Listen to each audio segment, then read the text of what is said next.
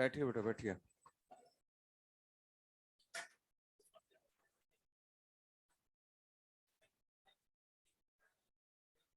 तो बालक अपन ने लिखा था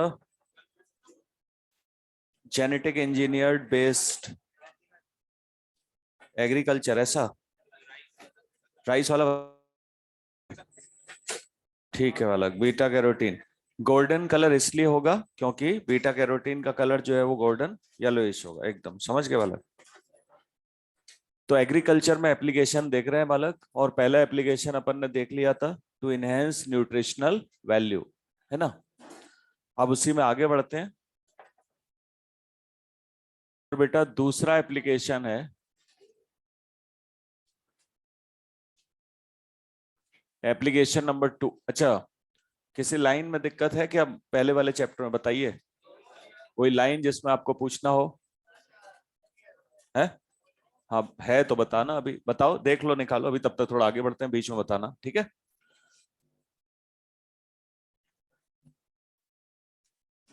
पोस्ट हार्वेस्ट लॉसेस, बालक बीच में बताइएगा, अभी इसको आप लिख समझ लें फिर आप भी बताना। पोस्ट हार्वेस्ट माने जो फसलों की कटाई है उसके बाद होने वाले लॉस को कम करने के लिए एप्लीकेशन है to harvest losses. Post harvest losses जो हैं उसको कम करने के लिए पोस्ट हार्वेस्ट लॉस ही लिख सकते हैं, to reduce post harvest loss. आपने कहा इसके लिए क्या हमें एक हमने ट्रांसजेनिक वैरायटी बनाई जिसका नाम है टोमेटो। अगर आपसे पूछेगा कि ये फ्लेवर सेवियर वैरायटी कैसी वैरायटी है टोमेटो की, तो आप बताना बालक ये है transgenic variety.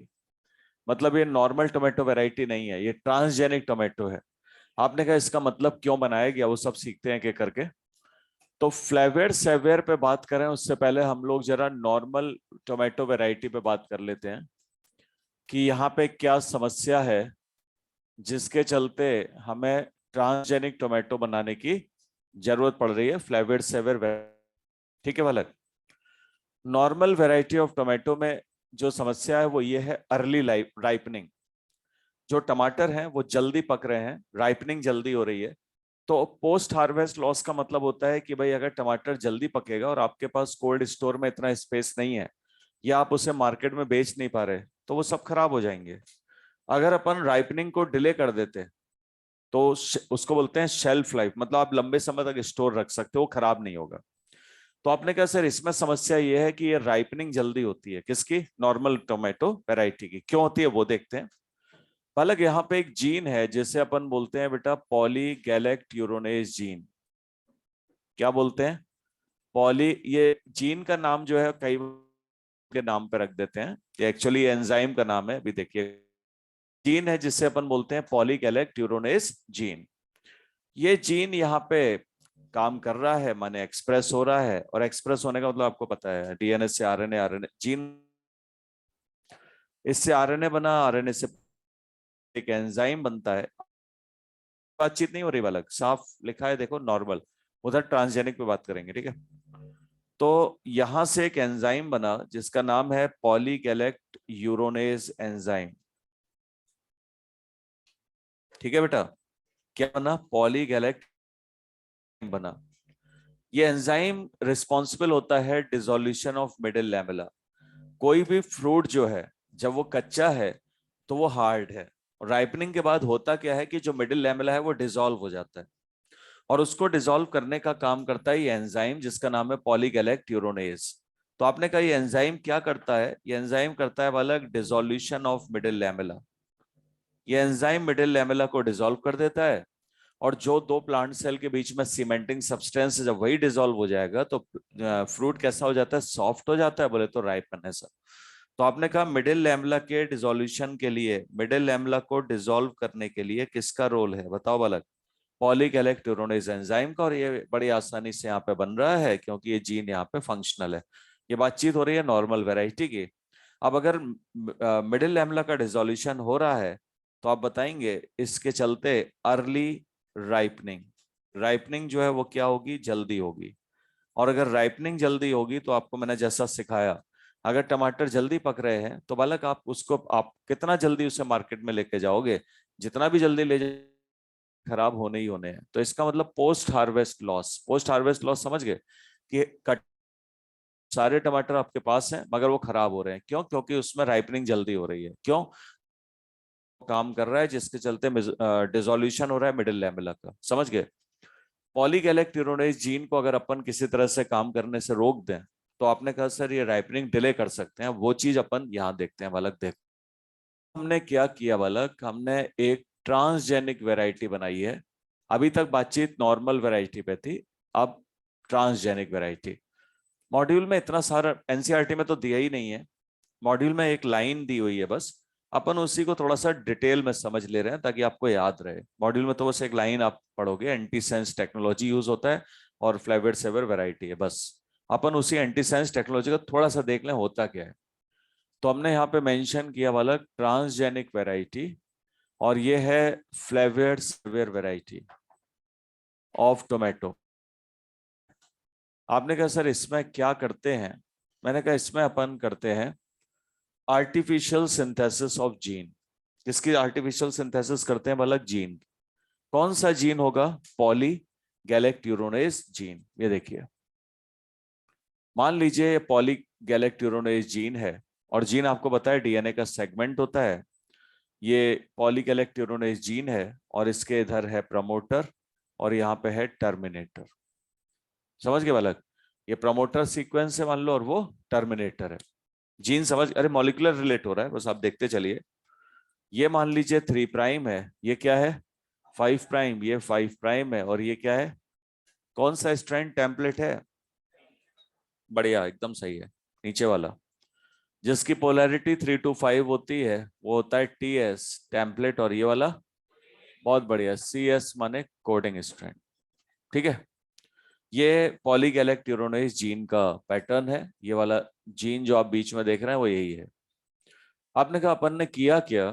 Flavour saver variety को बनाने के लिए हमने सबसे पहले इस जीन को आर्टिफिशियली बनाया। ठीक है, तो सबसे पहले हमने क्या किया बालक? आर्टिफिशियल सिंथेसिस ऑफ जीन की।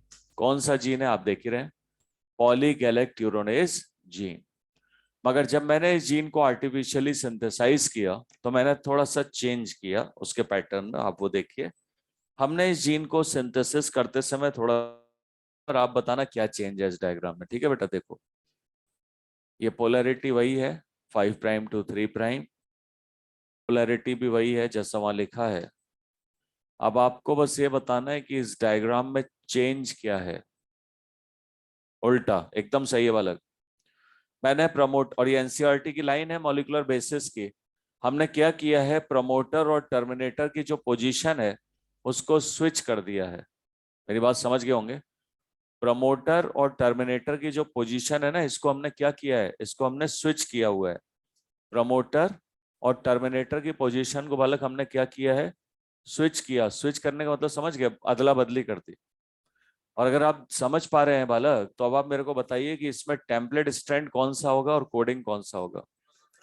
बहुत बढ़िया, क्योंकि हमेशा ध्यान रखना है जो कोडिंग होता है उस पे, कोडिंग स्ट्रैंड पे प्रमोटर हमेशा 5' होता है। हमने पढ़ा है all the convention should be made with respect to coding strand. तो आपने कहा सर बदलेंगी चीजें, एकदम सही बात है। ये वाला स्ट्रैंड क्या हो जाएगा? कोडिंग, और ऊपर वाला टेम्पलेट। सही है, यहाँ बनेगा RNA। हमेशा ध्यान रखो कैसे पहचानना है बालक। जो प्रमोटर कोडिंग के 5' पर होता है, और जो टर्मिनेटर होता है ना वो कोडिंग के 3' पर होता है। तो कहीं से भी देख ले, इधर भी वही दिखेगा। जो प्रमोटर होता है ना वो कोडिंग के 5' पर होता है। देखो दोनों में एक ही चीज है, और चाहो तो लिख देना कि वहां तो हमने मॉलिक्यूलर में सब बात हो चुकी है। जो टर्मिनेटर होता है ना वो कोडिंग के 3' है। मैंने जीन की सिंथेसिस तो की है मगर किस तरह से की है? पोजीशन को स्विच कर दिया है, माने बदल दिया है। तो स्ट्रैंड जो है वो अदला बदली हो गई, अलग अगल बगल जो है वो बदल गए। ऊपर वाला टेम्पलेट हो गया और नीचे वाला हो गया कोडिंग। सही है। अब आपने क्या किया? आपने कहा सर इसको हमने टोमेटो में ट्रांसफर किया, और आपको पता है अगर मेरे पास ऑप्शन है वेक्टर मीडिएटेड तो हम वेक्टर मीडिएटेड फर्स्ट प्रायोरिटी पे लेते हैं। अब हमने इस जीन को ट्रांसफर कर दिया इस टोमेटो में।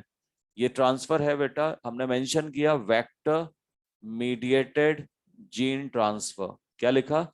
Vector mediated gene transfer. बताइए बालक, मतलब डायरेक्ट मेथड या इनडायरेक्ट? हमेशा ध्यान रखना है कि हमारी पहली प्रायोरिटी इनडायरेक्ट मेथड है, क्योंकि इसका सक्सेस रेट ज्यादा होता है। अब आपने कहा सर इस जीन को आपने यहाँ भेज दिया, अब आप मेरे को बताइए बालक, ये मान लो टोमेटो ही की सेल है, अब जब तूने वेक्टर मीडिएटेड जीन यहाँ भेजा तो अब ये नॉर्मल है या ट्रांसजेनिक है? ये वही है। ये हो गया ट्रांस, बेटा समझ गए?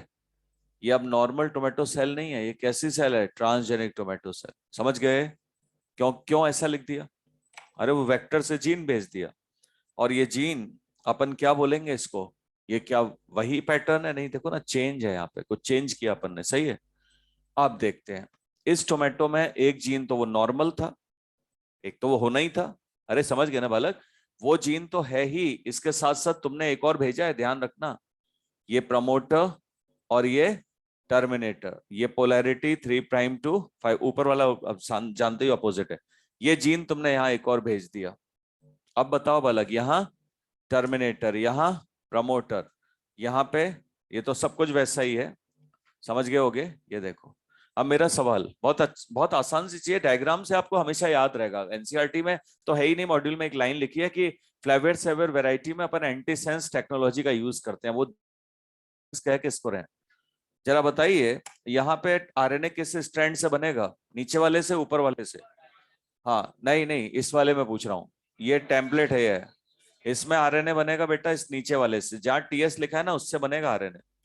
तो ये आरएनए जो हो गया, ये तो हो गया नॉर्मल आरएनए, बोले तो सेंस आरएनए। समझ गया होगा? ये कौन सा आरएनए? सेंस। ठीक है, आपने कहा क्योंकि ये नॉर्मल टेम्पलेट से बन रहा है। अब जरा इसमें बताइए आरएनए कहाँ से बनेगा? इसका टेम्पलेट ऊपर वाला है, बहुत बढ़िया, यहां से बनेगा आरएनए ये।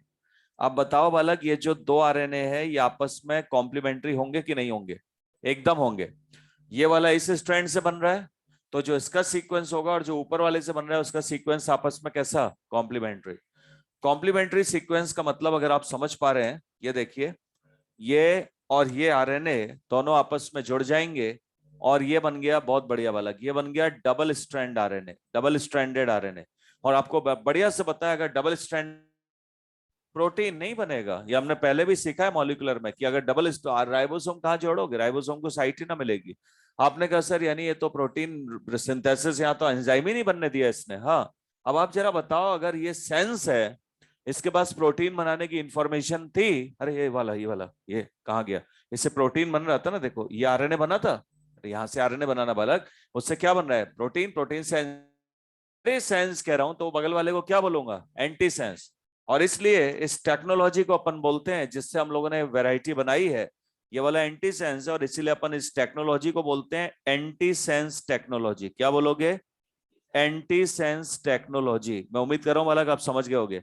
तो सवाल आएगा कि फ्लेवर सेवियर वैरायटी में आपने क्या किया? हमने यूज किया एंटी सेंस टेक्नोलॉजी, और यहां से वो जो पॉलीगैलेक्टूरोनेज एंजाइम जो था उसको बनने नहीं दिया, क्योंकि अब आप देख सकते हो यहाँ से, ये आप देख रहे हो ना, डबल स्ट्रैंडेड आरएनए का मतलब आप समझ पा रहे हैं? यहां से अब कोई प्रोटीन नहीं बनेगा, क्योंकि ये कैसा हो गया? Double stranded. बताइए बालक, अब अगर ये प्रोटीन नहीं बन रहा तो अपन ने कहा एंजाइम नहीं बन रहा, माने जो राइपनिंग है वो अर्ली राइपनिंग या डिलेड? तो आप बताओगे सर अब जो राइपनिंग होगी वो क्या हो जाएगी? Delayed ripening. क्या बताओगे बेटा? Delayed ripening. और अगर डिलेड राइपनिंग हो गई तो आपको समय मिल गया कि नहीं स्टोर करने के लिए भी, वो खराब नहीं होगा।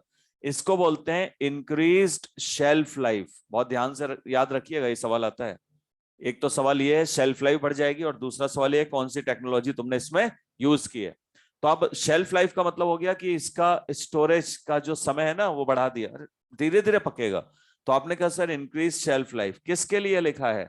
नॉर्मल या ट्रांसजेनिक? ट्रांसजेनिक। अब फिर से सुनिए, फसलों की कटाई के बाद होने वाले नुकसान को कम करना, एग्जाम्पल यहाँ पर डिस्कस किया फ्लेवर सेवियर टोमेटो वेराइटी। पहले मैंने आपको ये बताया कि जो नॉर्मल है वहां पे इस एंजाइम के चलते डिसोल्यूशन है मिडिल लैमेला का, जिसके चलते अर्ली राइपनिंग है। हमने क्या किया बालक, हमने इसी का एक आर्टिफिशियल बना लिया जीन, वही वही वाला जीन, उसकी आर्टिफिशियल सिंथेसिस की, मगर इसको थोड़ा पलट दिया, पोजीशन को स्विच कर दिया, और इसको वेक्टर से इसमें भेज दिया। अब आप बताओगे सर ये नॉर्मल सेल तो नहीं है, अब ये ट्रांसजेनिक हो गई। समझ गया होगा, ट्रांसजेनिक टोमेटो सेल। आपने कहा इससे क्या फायदा हुआ? ये नॉर्मल जीन है जो कि आरएनए बनाता और फिर इससे एंजाइम बनता, मतलब पॉलीगैलेक्टूरोनेज, ये वाला ये जीन है बेटा। आपने क्या किया, यहां से एक आरएनए बनाया, एक ये बनाया, दोनों कॉम्प्लीमेंट्री, जुड़ गया डबल स्ट्रैंडेड आरएनए। अब चूंकि ये सेंस आरएनए है, तो कह सकता है सेंस है, तो ये कौन सा है, एंटी है उसका, वो एक इससे बन रहा है, उससे ऊपर वाले से बन रहा है। तो इसीलिए इस टेक्नोलॉजी को बोलते हैं एंटी सेंस आरएनए टेक्नोलॉजी। अरे समझ गए। और ये डबल स्ट्रैंडेड आरएनए बनने के चलते प्रोटीन ही नहीं बनेगा, राइपनिंग क्या होगी, डिले हो गई, और शेल्फ लाइफ माने स्टोरेज का जो आपको समय है वो क्या हुआ, बढ़ गया। तो आपसे पूछेगा कि ट्रांसजेनिक वैरायटी क्या, वैरायटी से कैसा ज्यादा, कौन सी टेक्नोलॉजी आपने यूज की, तो आप बताना एंटी सेंस आरएनए टेक्नोलॉजी, बताओ अलग, लिख दो बेटा। तो मॉड्यूल में एक या दो, हमने बस उस चीज को समझने के लिए इतना सारा बनाया, नहीं तो सवाल दो ही हैं। कौन सी टेक्नोलॉजी, एंटी सेंस, और दूसरा शेल्फ लाइफ आपने क्या किया, बढ़ा दिया, बस इतना बेटा, जल्दी से लिखो। इसके बाद तीसरे हिस्से में बात करेंगे। 6 एग्जाम्पल्स हैं एग्रीकल्चर में, अभी नंबर 2 पे हैं, जल्दी जल्दी लिखो गलत। पहले ये नॉर्मल लिखो, उसका दो ट्रांसजेनिक बना दो। पोजीशन को स्विच करने से स्ट्रैंड की जो पोजीशन, मतलब जो स्ट्रैंड्स हैं वो बदल जाते हैं, याद रखना बच्चे। जो यहाँ टेम्पलेट था वो वहां कोडिंग हो गया, और जो यहाँ कोडिंग था वहां पे क्या हो गया, टेम्पलेट। क्यों, पोजीशन हमने किसकी स्विच कर दी है, प्रमोटर और यहाँ प्रमोटर इधर है, उधर देखो ना टर्मिनेटर है उधर, समझ गए होगे, पोजीशन स्विच की है, ध्यान रखना। का सवाल भी आता है कि अगर अपन पोजीशन स्विच कर दें तो क्या होगा बेटा, हाँ एकदम समझ गए ना, अगर पोजीशन अपन स्विच कर दें तो क्या होगा, एंटी सेंस, एकदम ठीक है।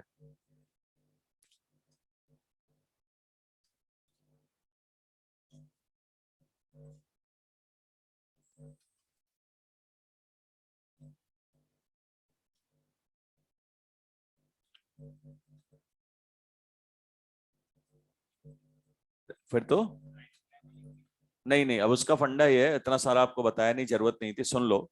इनका सवाल ये है कि प्रोटीन ही नहीं बनेगा, राइपनिंग नहीं होगी, तो बालक इसका कंसेप्ट ये है कि किसी भी सेल में ये वाला जो जीन है वो एक नहीं होता, ऐसे कई सारे जीन होते हैं, मेरी बात ध्यान से सुनिएगा।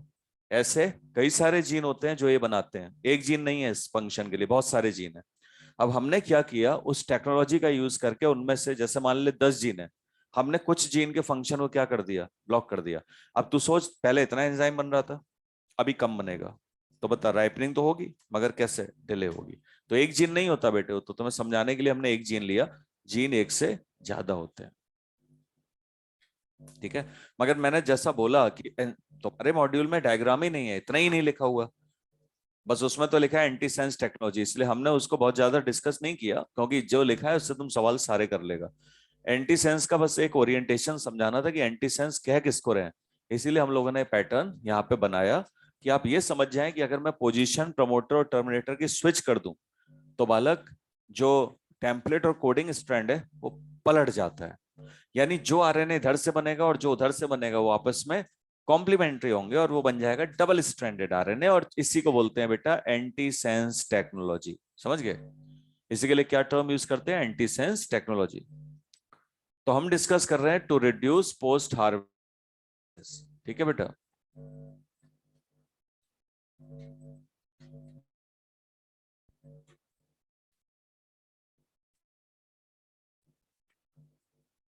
To reduce post harvest losses, post harvest losses को रिड्यूस करना, ये हमारा कंसेप्ट यहाँ पे था। हाँ भैया, क्या चीज, हाँ वो मैं आपको बता देता हूँ, इसको लिख लो तब बताता हूँ, वो बता देता हूँ पॉइंट, आप लिख भी लेना ऊपर कहीं हाशिए में, पहले इससे लिखो फट से तब बताता हूँ, बल ठीक है ना। उसको अभी लिखते हैं, पहले इसको लिख लो। मॉड्यूल का एक वही लाइन है जहां पे आप अटक सकते हो, वो देख लीजिएगा, बता देता हूँ।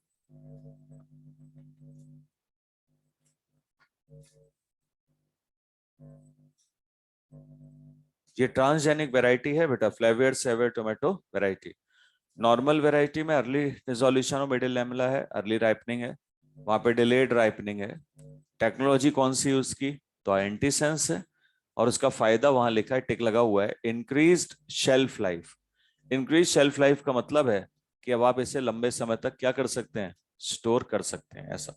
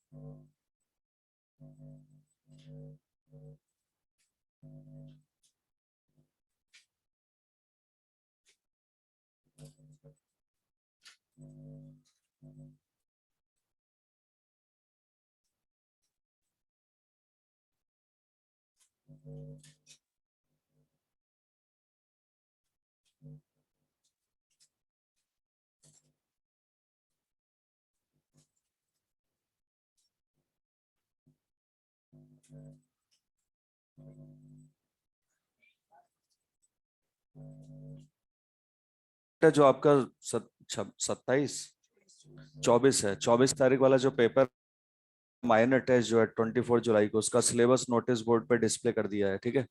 सिलेबस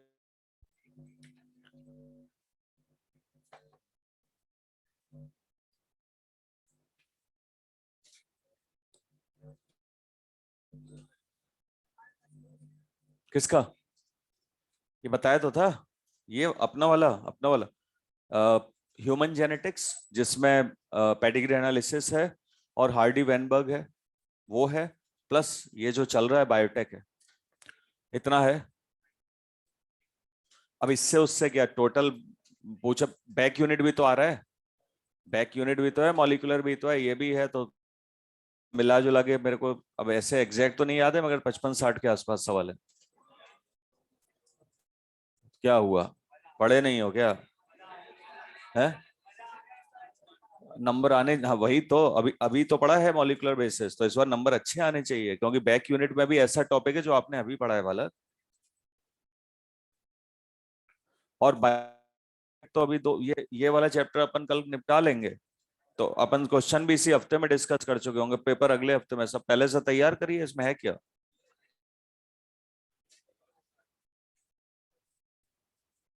अब उसमें एक लाइन है, वो भी सीख लिया जाए तब आगे बढ़ेंगे अपने इस पे। लिखा बेटा, जल्दी से लिखो, जल्दी लिखो, फिर एक लाइन और उसने जो पूछा वो भी समझ ले तब आगे बढ़ूंगा।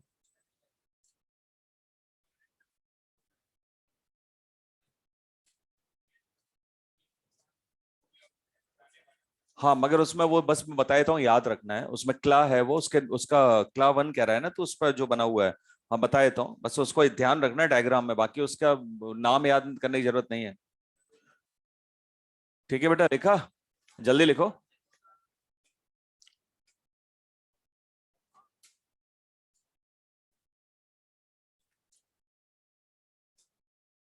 आगे बढ़े उससे पहले दो चीजें देख लें जरा, वो जो पहला चैप्टर था उसका।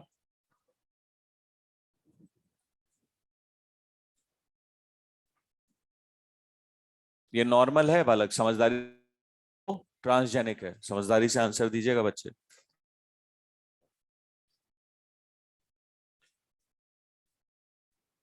ठीक है,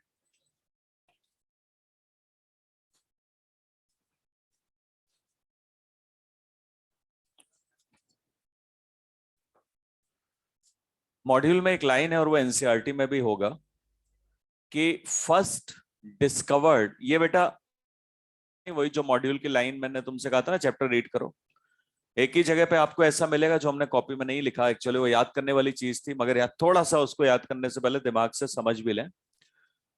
आपसे बोलेगा कि फर्स्ट फर्स्ट, इसको कहीं बना भी देना उसी में या ऊपर हाशिए में लिख देना, पहले समझ लो क्या कह रहा हूं। फर्स्ट डिस्कवर्ड आरी, फर्स्ट डिस्कवर्ड आर ई, और जो फर्स्ट डिस्कवर्ड आ रही है वो है हिंड 2। आपने कहा सर ये अब ध्यान से सुनना, चीज समझने वाली है फिर आपको याद रहेगा। एच का मतलब हीमोफिलस है, आई एन इन्फ्लुएंजी है, स्ट्रेन आरडी है, वो सब तो जरूरत ऐसी होती नहीं है, बस आपको चीज एक समझनी है। एक होता है डिस्कवरी, माने किसी चीज को खोजना, और एक होता है उसको आइसोलेट करना। दोनों चीजों में अंतर है, मेरी बात ध्यान से सुनिएगा।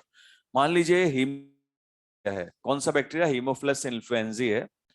मैंने इस बैक्टीरिया में यहां, मेरी बात ध्यान से सुनेंगे, मैंने इस बैक्टीरिया में सबसे पहले खोजा कि भाई ये आया एंजाइम और इसको अपन को निकालना है। जिस एंजाइम को मैंने सबसे पहले यहां पे खोजा वो है ये, ठीक है। आपने कहा तो इसमें 2 क्यों लगाया, 1 क्यों नहीं लगाया? मैंने कहा ये खोजने का सीक्वेंस नहीं है, ये ऑर्डर ऑफ डिस्कवरी नहीं होता, ये ऑर्डर ऑफ आइसोलेशन होता है। तो खोजा तो मैंने इसको सबसे पहले, मगर जब मैंने निकाला, आइसोलेट किया, तो ये वाला सबसे पहले आ गया। मेरी बात ध्यान से सुनिएगा, आया आइसोलेट कौन सा हुआ सबसे पहले, ये, समझ गए? उसके बाद हमने आइसोलेट किया इसको। तो ये जो ऑर्डर है, क्या ये ऑर्डर डिस्कवरी का है या आइसोलेशन का है? बस, तो आइसोलेट करने में ये दूसरा नंबर पे आइसोलेशन हुआ, मगर यहां खोजने में कि हाँ ये आया, देखो ये हिंट 2 है। 2 क्यों लग गया, बाद में लग गया वो, तो किस बेसिस पे, आइसोलेशन। तो इसलिए कंफ्यूज नहीं होना, डिस्कवरी अलग चीज है, आइसोलेशन अलग चीज है। डिस्कवर किया इसको, मगर जब इसे आइसोलेट किया तो इससे पहले एक और आइसोलेट हो गया, नहीं समझे? ये आइसोलेट नहीं हुआ, ये वाला हो गया। तो आपने इसको क्या नाम दिया, 1। ये 1 है आइसोलेशन के हिसाब से, जबकि खोजा इसको पहले था, इसको नहीं, मगर आइसोलेट ये पहले हुआ। मैं उम्मीद कर रहा हूं समझ गए होगे। तो डिस्कवरी के हिसाब से वो 1 है, मगर बोलते जब अपन ये नॉमेनक्लेचर बोलते हैं तो ये नॉमेनक्लेचर डिस्कवरी के हिसाब से नहीं है, किसके हिसाब से, आइसोलेशन। तो बेटा ये लाइन बस लिख दे, वर्ड आ रही हिंट 2, ये लाइन अपनी कॉपी में ऊपर हाशिए में लिख दो। तो 2 क्यों लगाया समझ गए ना, लिख देना कि it is not order of discovery, अपने समझने के लिए लिखो, ये इट इज ऑर्डर ऑफ, समझ गए ना, हिंट 2। अब हाँ, इसे कहीं भी लिख दो बालक, अपने ऊपर कहीं इससे पहले चैप्टर में जहां मैंने वहां लिख दे, ऊपर हाशिए में कहीं भी लिख दे। उसके लिए पीबीआर एक और चीज बालक, पीबीआर 322 का जो डायग्राम बना है उसमें एनसीईआरटी में जो कुछ है वो सब रटा होना चाहिए। कल पूछ रहा था, टेट्रासाइक्लिन में 2 आरी की साइट है, हाँ, BIMH1 और सेल1 रटना है। एम्पिसिलिन में PST1 PVU1 रटना है, और इसके अलावा 3 और एनसीईआरटी में साइट है वो रटनी है। यहाँ इको R1 है, या क्ला1 है CLA1, और यहाँ हिंट 3 है, देख लेना क्या है, हिंट 3। तो अपन ने ये तीनों नहीं लिखा था जब अपन डायग्राम सीख रहे थे, हमने लिखा तो इको R1 ही था, मगर आपको क्ला1 और हिंट 3 भी याद रखना है। और इसके अलावा शायद मैंने ये तो बताया था कि यहाँ PVU2 है। तो बालक जो एनसीईआरटी के डायग्राम है उसमें हर अपन को बढ़िया से रखना है, ठीक है। तो फर्स्ट आरी अगर पूछेगा आइसोलेटेड तो ऑब्वियसली 1 है, वो तो उसमें कोई दिमाग ही नहीं लगाना। मगर डिस्कवरी पे पूछेगा फर्स्ट डिस्कवर्ड आरी, तो हिंट 1 नहीं है बालक, हिंट 2 है, याद रखना बच्चे। एक और हिस्सा खत्म। अच्छा ये तो पुराना चैप्टर था, अब यहाँ हेडिंग आ जाएगी 3 नंबर। अब सुनना बेटा, अभी एग्रीकल्चर ही चल रहा है, एप्लीकेशन सीख रहे हैं बायोटेक के, और किसमें, इन एग्रीकल्चर। और एग्रीकल्चर में 2 चीज अब सीख चुके हैं, कौन कौन सा बताओ फट से। एनहेंस न्यूट्रिशनल वैल्यू, जिसमें हमने सीखा गोल्डन राइस। दूसरा बताओ, to reduce post harvest loss, सही है, पोस्ट हार्वेस्ट लॉसेस को रिड्यूस करना, उसमें हमने सीखा फ्लेवर सेवर टोमेटो वैरायटी। अगला सीखते हैं, ठीक है बेटा। देखो 3 नंबर पे आते हैं, उम्मीद कर रहा हूं समझ गया होगा। 3 नंबर पे आते हैं, और ये है to produce biopharmaceutical products. Biopharmaceutical का मतलब ये वो ड्रग्स हैं जो कि अपन बनाते हैं with the use of biotechnology. वो क्या, वो प्रोडक्ट जो अपन बायोटेक का यूज करके बनाते हैं उनको बोलते हैं बायो फार्मास्यूटिकल प्रोडक्ट्स, समझ गए ना, ड्रग्स हैं। तो यहाँ पे हमने मेंशन किया to produce bio pharmaceutical products. अभी आप समझ जाओगे मैं किसकी बात कर रहा हूं, बस आप देखते रहो। टू प्रोड्यूस बायोफार्मास्यूटिकल प्रोडक्ट्स, ठीक है बेटा। आपने कहा सर इसमें एक एग्जाम्पल से सीख लेते हैं। हाँ, एक एग्जाम्पल लेते हैं, उससे अपन रिलेट कर देंगे। बायोफार्मास्यूटिकल प्रोडक्ट में मैंने लिया कि मैंने तुमसे कहा भाई अपन को चाहिए हेरोडिन। आपने कहा सर हेरोडिन तो एक एंटीकोएगुलेंट होता है, जो हेरोडिनेरिया माने एनिलिडा में एक एनिमल है, हेरोडिनेरिया लीच कहते हैं, उससे मिलता है। मैंने कहा मिलता तो वहीं से है, मगर अपन चाहते हैं लैब में बनाना, माने बायोटेक से। हेरोडिन एक नेचुरल एंटीकोएगुलेंट, एंटीकोएगुलेंट समझते हो ना बालक, ब्लड क्लॉटिंग को रोकेगा। एंटी माने उल्टा, कोएगुलेशन, कोएगुलेशन माने ब्लड क्लॉटिंग, ये कोएगुलेशन को रोकेगा, सही है। लीच में ये एंटीकोएगुलेंट हेरोडिन उसकी सलाइवरी ग्लैंड से सेक्रेट होता है, ये पता होगा आपको, सैंग्विवरस हैबिट कहते हैं। आपने कहा सर अब अपन को क्या करना है, यहाँ पे कैसे बनाएंगे। मैंने कहा अपन सबसे पहले, मैंने आपको बताया था कि अगर हमारे पास आर्टिफिशियल जीन बनाने की ऑप्शन है तो अपन सबसे पहले क्या करें, जीन आइसोलेट करने से बेहतर आर्टिफिशियल बना लें। देखिए, तो हमने सबसे पहले क्या किया बेटा, हमने आर्टिफिशियल हेरोडिन जीन बनाया। सबसे पहले क्या बनाया, आर्टिफिशियल हेरोडिन जीन बना लिया। जैसा जैसा ओरिजिनल हेरोडिनेरिया में जीन होता है ना, उसका सीक्वेंस के हिसाब से वैसा ही जीन हमने लैब में बना दिया, सही है। आपने कहा सर अब हेरोडिन कैसे बनाएंगे इससे। मैंने कहा इस जीन को एक्सप्रेस कराने के लिए इसको पहले भेजते हैं। और अब तुम्हें बेहतरीन पता है, vector mediated gene transfer, agrobacterium को अपन सबसे पहली प्रायोरिटी पे रखते हैं, और यहाँ अपन आसानी से एग्रोबैक्टीरियम का यूज करेंगे, समझ गए। आपने कहा जीन कहाँ ले जा रहे हैं, मैंने कहा प्लांट में। तुमने कहा हेरोडिन प्लांट्स में बनाओगे, मैंने कहा एकदम, क्या दिक्कत है, आप जहां एक्सप्रेस कराना चाहो वहां जीन को इंसर्ट करा दीजिए। तो आपने कहा सर एग्रोबैक्टीरियम मीडिएट वेक्टर के द्वारा हम इसको ले गए एक प्लांट में, और इसका नाम है ब्रेसिका नेपस, ठीक है। ब्रेसिकेसी फैमिली का प्लांट है बेटे, क्या नाम है, ब्रेसिका नेपस। और अब तुम मेरे को बताओ, ये प्लांट क्या, जब आपने वेक्टर मीडिएटेड इस जीन को इसमें इंसर्ट कर दिया, तो क्या ये नॉर्मल है या ट्रांसजेनिक हो गया। बढ़िया, ये हो गया जीएम, जेनेटिकली मॉडिफाइड प्लांट, सही है, समझ गया होगा, ट्रांसजेनिक प्लांट, सही है। आपने कहा सर अब ये जो प्लांट है इसके अंदर हेरोडिन जीन हमने भेज दिया है, अब इसका जब हेरोडिन जीन एक्सप्रेस होगा तो हेरोडिन बनाएगा ये प्लांट, और इसके सीड्स में अपन को जो हेरोडिन यहाँ स्टोर होगा इसके प्लांट्स में, वो अपन को कहाँ मिलेगा, सीड्स में। क्या मिलेगा बेटा, इसके सीड्स में हेरोडिन मिलेगा। और इसके बाद आपको बढ़िया से पता है एक टर्म यूज होता है डाउन स्ट्रीम प्रोसेसिंग। तो मैं डाउन स्ट्रीम प्रोसेसिंग से यहाँ से हेरोडिन निकालूंगा, सेपरेट करूंगा और उसे प्योरीफाई करूंगा, और अपन उसे यूज कर सकते हैं एज अ नेचुरल एंटीकोएगुलेंट। बताइए वाला। तो बायोफार्मास्यूटिकल प्रोडक्ट का मतलब ड्रग्स, ठीक है ना। अब ऑब्वियसली एंटीकोएगुलेंट है, तो ये केमिकल किसकी तरह काम करेगा, एंटीकोएगुलेशन, ब्लड की क्लॉटिंग को रोकने में अपन इसे यूज करते हैं। तो हेरोडिन बनाने के लिए आपने क्या किया, ट्रांसजेनिक प्लांट बना दिया, सिंथेटिक जीन बनाया, हेरोडिन जीन वेक्टर से भेजा, एक्सप्रेस किया, और डाउन लिखना चाहो तो लिख देते हैं इसको, स्ट्रीम प्रोसेसिंग करेंगे, समझ गया होगा। डाउन स्ट्रीम प्रोसेसिंग समझ गया ना बालक, सेपरेशन एंड प्योरिफिकेशन, और इसके बाद यहां से अपन को हेरोडिन मिल जाएगा। बताओ बच्चे, ठीक है, समझ गए। डाउन स्ट्रीम हिंट 2 याद रखना बेटा, है ना, बहुत ध्यान से। और यहां से अपन को एक एंटीकोएगुलेंट मिल गया जिससे अपन क्या बोलते हैं, हेरोडिन। बताओ बेटा, तो ये हो गया तीसरा हिस्सा, ठीक है ना, ये तीसरा हिस्सा हो गया। अब अपन चौथा पांचवा भी देख लें, आसान आसान है, उसका लिख वो मिटा दो ना उधर से, ठीक है। ये 3 नंबर है, 4 5 नंबर में कुछ नहीं, बहुत आसान है, आप देखिए। अब आपने कहा सर अपन चौथा हिस्से पे पहले बात करते हैं। टू प्रोड्यूस, एग्रीकल्चर पे ही चल रहे हैं, हमारा अभी जो हेडिंग है वही है, in agriculture.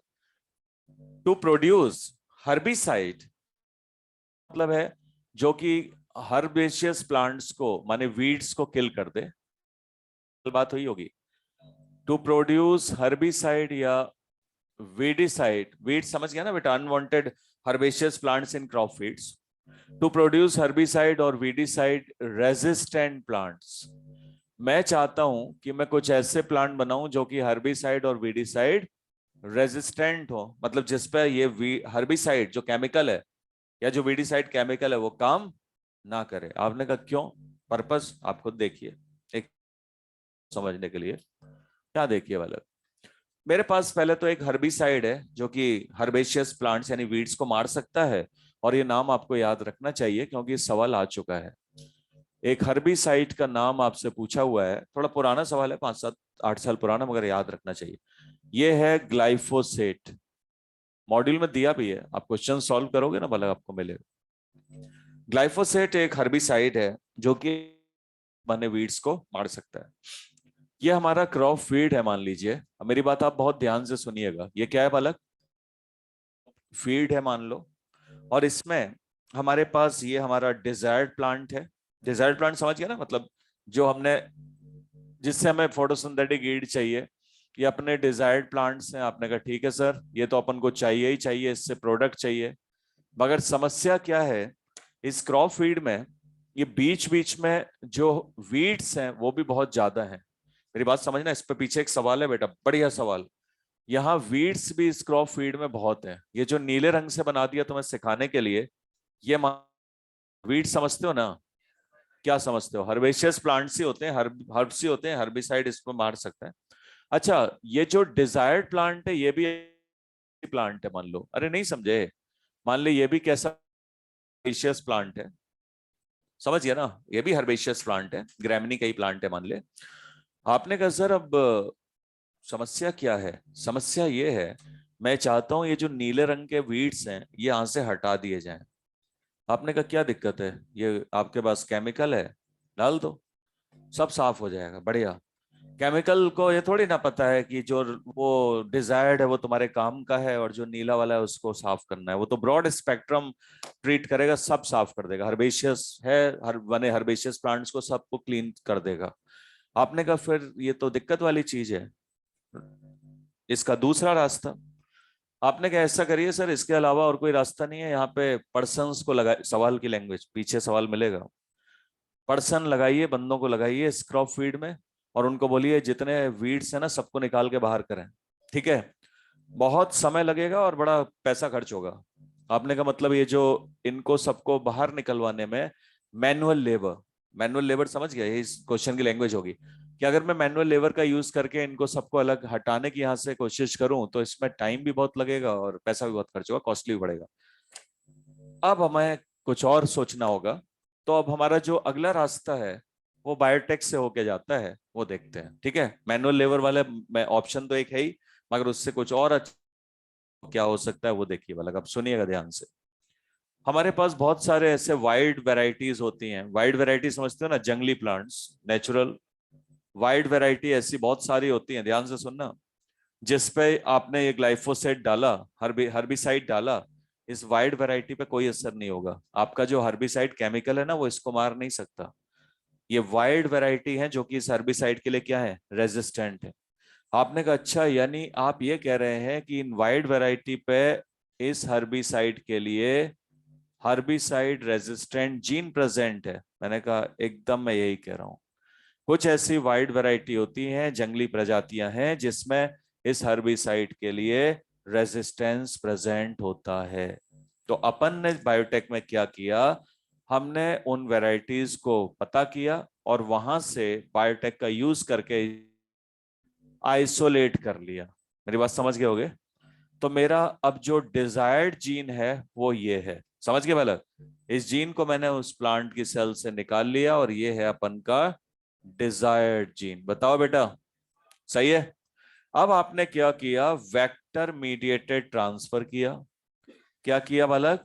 Vector mediated gene transfer. वो आपको पता है, अगर वेक्टर का ऑप्शन नहीं है तो वेक्टर लेस पे भी जा सकते हैं प्लांट्स के केस में, और उसका आपको सबसे बढ़िया तरीका पता है, बायोलिस्टिक्स, जीन गन, याद आ गया होगा। आपने वेक्टर मीडिएटेड जीन ट्रांसफर किया और वो जो आपका डिजायर्ड प्लांट था ना, अब वो बन गया आपका ट्रांसजेनिक डिजायर्ड प्लांट। मतलब डिजायर्ड प्लांट तो ठीक है, मगर क्या उसको नॉर्मल है या ट्रांसजेनिक है? ट्रांसजेनिक है। कौन सा जीन है इसमें? जीन कौन सा है? हर्बिसाइड रेजिस्टेंट, सही है। आपने कहा यानी अब वो डिजायर्ड प्लांट नॉर्मल नहीं है, ये डिजायर्ड प्लांट जो है वो ट्रांसजेनिक है। ट्रांसजेनिक, समझ गए? अब बताइए। बस एकदम सही है। तो जैसे ही अपन ने यहाँ ग्लाइफोसेट डाला तो ये जितना भी वीड्स है ये सब खत्म हो जाएगा और अपने जो डिजायर्ड प्लांट्स है वो बच जाएंगे। रीजन बताओ? क्योंकि वो ग्लाइफोसेट के लिए रेजिस्टेंट है। बताओ बेटा, वो ग्लाइफोसेट के लिए रेजिस्टेंट है। तो आपसे सवाल पूछ सकता है कि अगर हमें हर्बिसाइड या वीडिसाइड रेजिस्टेंट प्लांट्स बनाने हैं तो इसका एक तरीका क्या है? इसका एक तरीका है आरडीएनए टेक, जो अपन वही तो सीख रहे हैं, uses of recombinant DNA technology in agriculture. तो एग्रीकल्चर में हमने अब कितनी चीजें देख ली? 4। पांचवा है बेटा, इतना समझ गए? टू प्रोड्यूस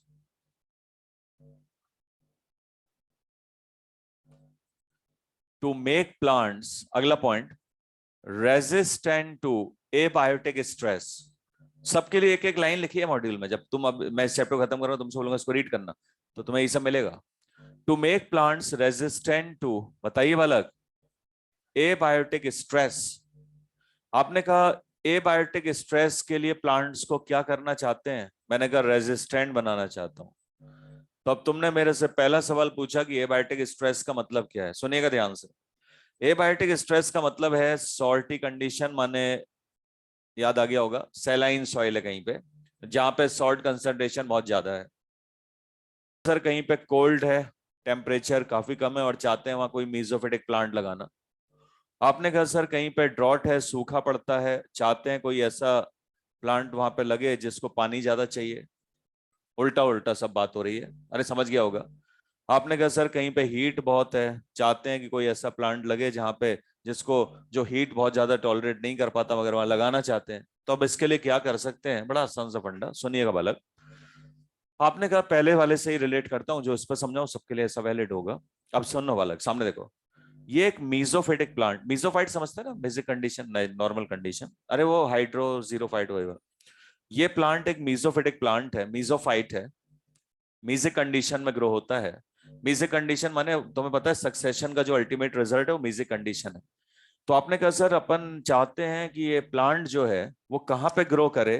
ये प्लांट ग्रो करे यहाँ सैलाइन, कैसी कंडीशन में सर? तो तुमने मेरे से कहा ये बताओ ये हेलोफाइट है या मीजोफाइट है? मैंने कहा है तो मीजोफाइट, चाहता हूं मगर बन जाए हेलोफाइट। अरे मेरी बात समझ गए मैं क्या कह रहा हूं? तो अगर तुम ये चाहते हो ये सैलाइन, तो यहाँ क्या करना पड़ेगा? वो जो हेलोफिटिक प्लांट्स होते हैं, नहीं समझा, जो आसानी से सैलाइन कंडीशन में ग्रो करते, वहां से जीन उठाओ और यहाँ इंसर्ट कर दो। बताओ बालक। आपने कहा सर ये तो बड़ा सीधा सा फंड, देखो हर जगह एक ही कंसेप्ट लग रहा है, तुम कहीं भी देखो, जीन डिजायर्ड जीन उठाया, वेक्टर मीडिएटेड ट्रांसफर किया। आपने कहा सर किसी कोल्ड एरिया में अपन एक नॉर्मल प्लांट को इसको ग्रो करना चाहते हैं जहां टेम्परेचर 0 डिग्री के आसपास है। तो मैंने कहा ऐसे प्लांट जो वहां लो टेम्परेचर पे ग्रो करते हैं उनको साइक्रोफाइट्स कहते हैं, शायद आपको सब याद होगा। साइक्रोफिटिक प्लांट से जीन को उठाया और वहां से इसमें इंसर्ट, तो अपन ये भी कर सकते हैं। समझ गए? ड्रॉट कंडीशन में आप चाहते हैं कोई मीजोफिटिक प्लांट ड्रॉट जहां पे पानी नहीं है वहां ग्रो करे। मैंने कहा ठीक है, जीरोफिटिक प्लांट से उठाओ ना जीन और इसमें इंसर्ट कर दो मीजोफिटिक प्लांट में, तो ये वहां ग्रो कर जाएगा। तो यानी मेरा पॉइंट क्या है कि अगर मैं प्लांट्स को एबायोटिक स्ट्रेस के लिए रेजिस्टेंट बनाना चाहता हूं तो मैं किसके द्वारा बना सकता हूं बालक, बताओ? हाँ बताओ बालक। Obviously rDNA technology, rDNA technology.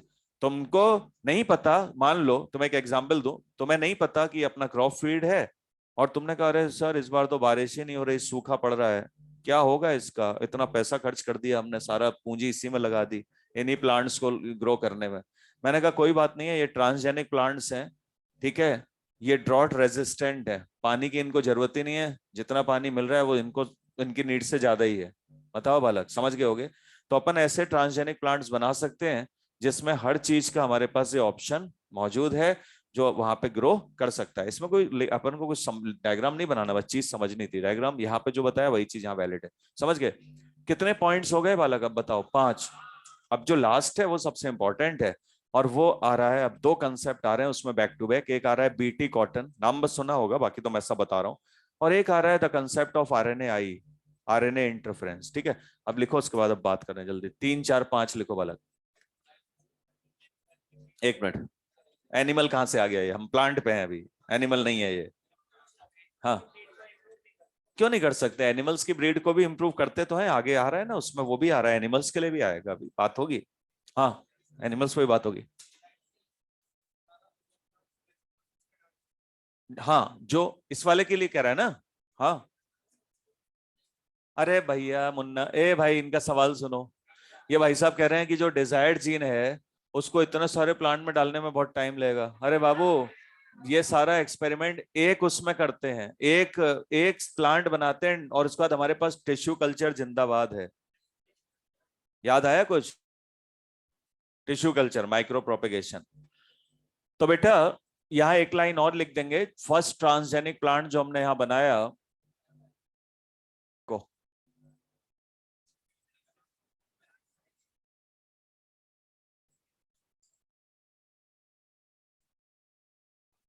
ये दोनों सवाल आपको मिलेंगे। क्या? किसका? टोबैको का यूज आगे आ रहा है, देखना, टोबैको के यूज ही यूज है ना। टोबैको का यूज क्या है? हर चीज के यूज फायदे के लिए भी होते हैं, नुकसान के लिए भी होते हैं, तो उसके यूज फायदे वाले भी हैं। अभी फिलहाल ये लिखो, ठीक है। हाँ,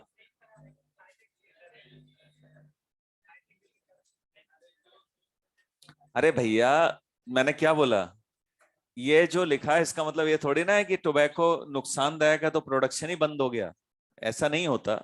ठीक है, अभी आगे भी मामला उसी पे चलेगा, देखना। लिखो जल्दी से वाला, फर्स्ट ट्रांसजेनिक प्लांट करके सवाल आता है, और ग्लाइफोसेट अगर आ गया बेटा क्या है तो बताना हर्बिसाइड है। जल्दी से लिखो।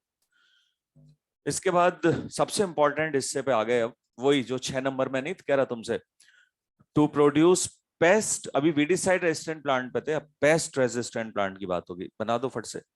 और एक तुम्हें लाइन उसमें मिलेगी कि मैनुअल लेबर को मैं यूज नहीं करना चाहता। मैं बता ही दे रहा हूँ, सवाल मिलेगा आपको, उस पर डायग्राम नहीं बनाया हुआ। तो अगर मैं मैनुअल लेबर यूज नहीं करना चाहता तो मेरे पास एक ऑप्शन क्या है, बायोटेक का है, जिसमें कि अपन प्लांट को क्या कर दें, हर्बिसाइड रेजिस्टेंट बनाते हैं। समझ गए बेटा? उस पर सवाल आपको मिलेगा, देखिएगा। और जो आए हुए क्वेश्चंस है उसी में मिलेगा, ठीक है, प्रीवियस ईयर्स वाले। यहाँ ब्रेसिका नेपस ध्यान रखना कि हिरुडिन से ऑप्टेन किया, वो नाम भी याद रखना, ठीक है, पीछे क्वेश्चन इस पे भी है। और नेचुरल एंटीकोएगुलेंट है हिरुडिन। हमारी बॉडी में जो नेचुरल एंटीकोएगुलेंट है वो हेपेरिन है। और heparin secreted by mast cells, है ना, याद होगा। हाँ, मास्ट सेल कनेक्टिव टिश्यू की सेल से हेपेरिन सिक्रेट होता है, याद रखिएगा बेटा।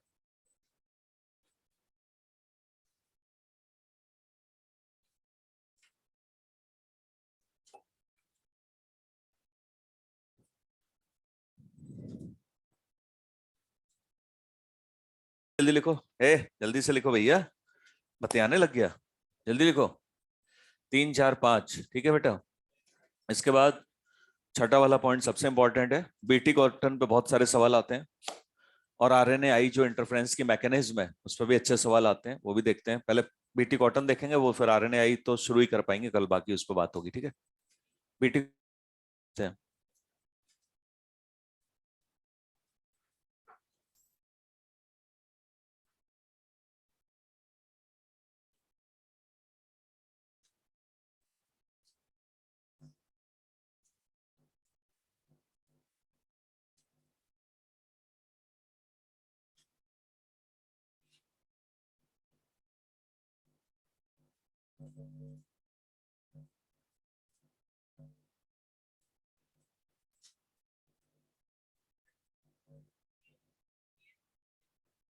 हाँ, अपन बात करते हैं अभी। इसको लिखो तो बताऊं या पहले बीटी कॉटन बताता हूँ, उसके बाद अभी जब क्लास से पहले बता दूंगा। जो ईएफबी की डेफिनेशन है, मैं तेरे को एक एग्जांपल से रिलेट करूंगा जो हमने सीखा है, फिर तेरे को कभी उसमें दिक्कत नहीं होगी। लास्ट में बात करते हैं बोलो। एक एग्जाम्पल और देखें, उसके बाद बात करते हैं बेटा। जल्दी लिखो बेटे, जल्दी से लिखो। 6 नंबर आएगा इसके बाद, सिक्स पोजीशन छठे पे है, to produce pest resistant plants. और अपन को पता है जो अनवांटेड एनिमल्स होते हैं क्रॉप फीड्स में, उनको, है ना, क्या बोलते हैं, पेस्ट। और जो अनवांटेड प्लांट्स हैं वो वीड्स हैं। हर, वो लिखा है ना, वीड्स। वीड्स और पेस्ट में अंतर क्लियर रखना है। अनवांटेड एनिमल ओरिजिन पेस्ट है, unwanted plant origin in crop feed weeds है। पेस्ट माने इंसेक्ट हो गए, रेट्स हो गए, ये सारी चीजें।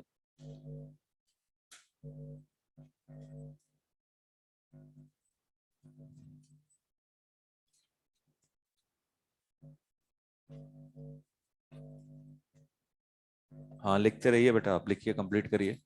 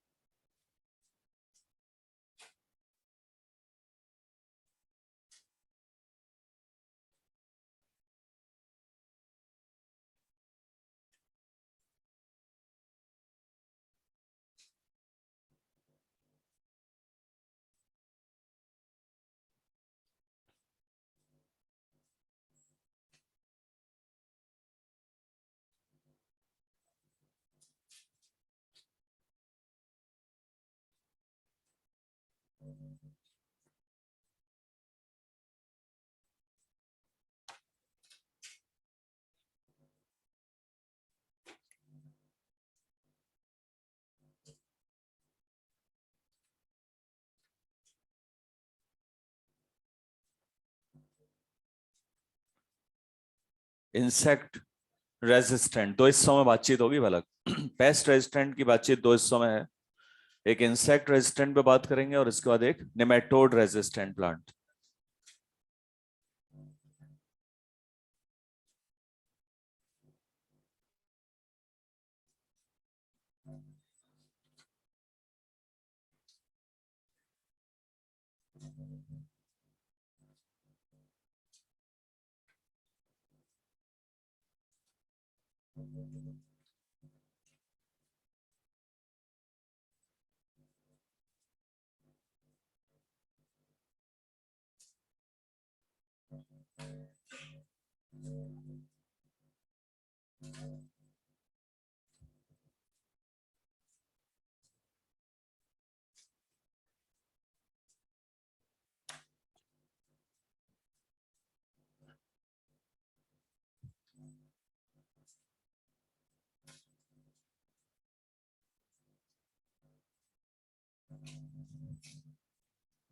ठीक है,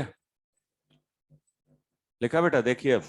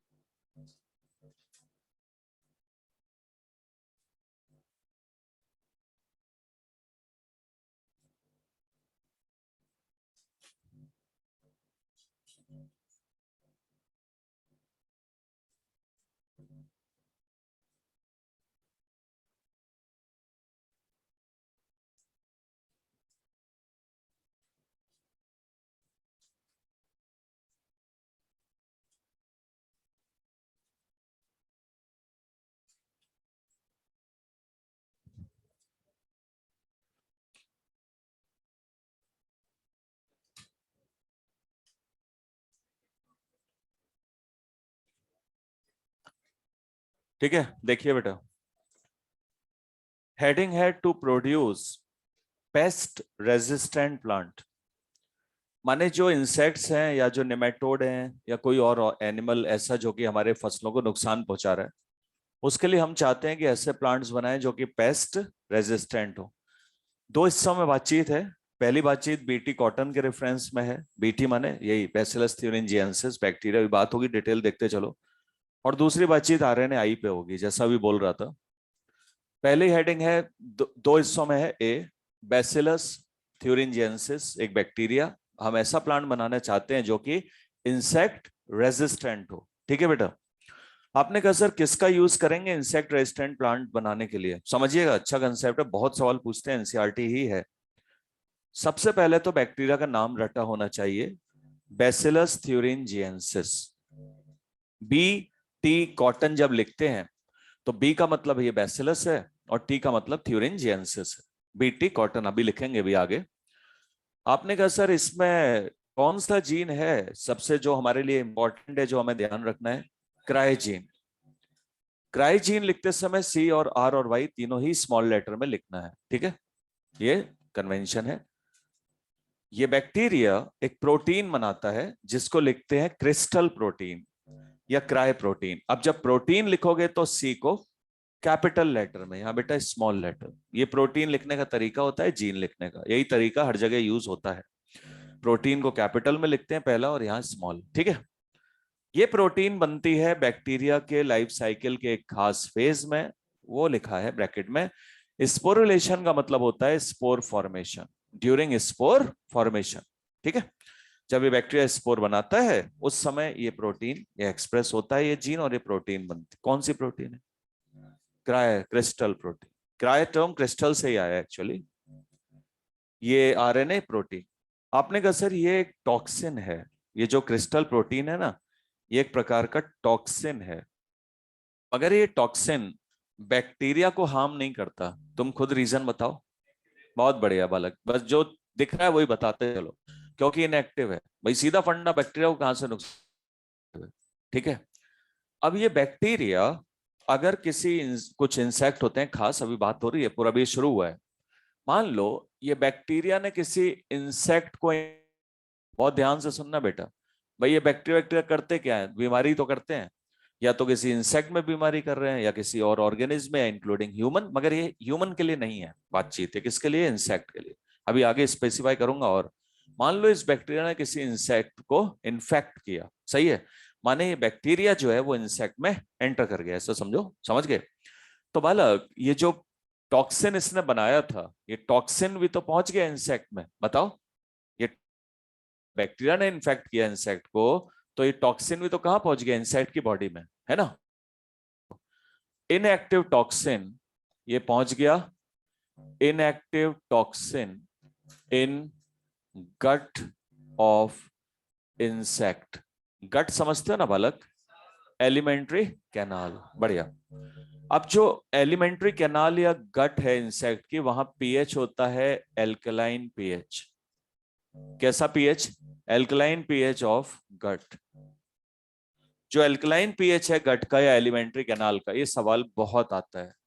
पूछता है कि जो इनएक्टिव टॉक्सिन है वो एक्टिव टॉक्सिन में कन्वर्ट कैसे होता है? आंसर दो बालक, याद रखिएगा, बहुत आने वाला सवाल एनसीईआरटी। तो ये इनएक्टिव टॉक्सिन कन्वर्ट हो गया बालक एक्टिव टॉक्सिन में। ये एक्टिव टॉक्सिन बैक्टीरिया में नहीं बना था, क्योंकि पीएच देख लें कौन सा चाहिए, एल्कलाइन पीएच में। ये इनएक्टिव किस में कन्वर्ट होता है? एक्टिव। सही है बेटा। Now this active toxin now binds to midgut epithelial cells. अगर तुम्हें थोड़ा सा ओरिएंटेशन हो बेटा, तो गट को 3 हिस्सों में बांटते हैं, फोरगट, मिडगट एंड हाइंडगट। तो ये जो टॉक्सिन है ये मिडगट की एपिथेलियल सेल से बाइंड हो जाता है। एपिथेलियल सेल समझ गए ना, जो सबसे अंदर वाला हिस्सा है। Bind to midgut epithelial cells. ये एपिथेलियल सेल से बाइंड हो गया, ठीक है। कौन, किसकी बात कर रहे हैं? एक्टिव टॉक्सिन, बढ़िया। अब जब ये एक्टिव टॉक्सिन एपिथेलियल सेल से बाइंड हो जाता है, तो उनकी वॉल में, जो एपिथेलियल सेल की जो मेम्ब्रेन है, उसमें परफोरेशन कर देता है। एकदम सही है। परफोरेशन समझते हो ना, पोर्स। वॉल में मतलब जो मेम्ब्रेन है एपिथेलियल सेल्स की, उसमें क्या क्रिएट कर देता है? पोर्स। बेटा समझ गया? पोर्स, क्लियर हो गया होगा। पोर्स क्रिएट करता है। आपने कहा सर इस परफोरेशन, पोर बनने से दिक्कत, पोर बनने से दिक्कत यह है कि जो वाटर है, जो गट के ल्यूमन समझता है ना, जो स्पेस में जहां फूड है, वाटर है, वो वाटर बड़ी तेजी से सेल में अंदर आएगा, और जिससे सेल की स्वेलिंग होगी। और सेल में कोई वॉल तो होती नहीं है, यहाँ तो ये एनिमल है, तो सेल रप्चर होने लगेंगी, माने लाइसिस हो जाएगी। एकदम सही है। परफोरेशन हुआ, पानी अंदर आया, सेल स्वेल करेंगी और उसकी लाइसिस हो जाएगी। सही है। सेल की लाइसिस होने लगी बेटा, जब मिडगट की सेल्स ही नहीं रहेंगी, तो ना तो डाइजेशन हो पाएगा प्रॉपरली और ना फूड का एब्जॉर्प्शन होगा।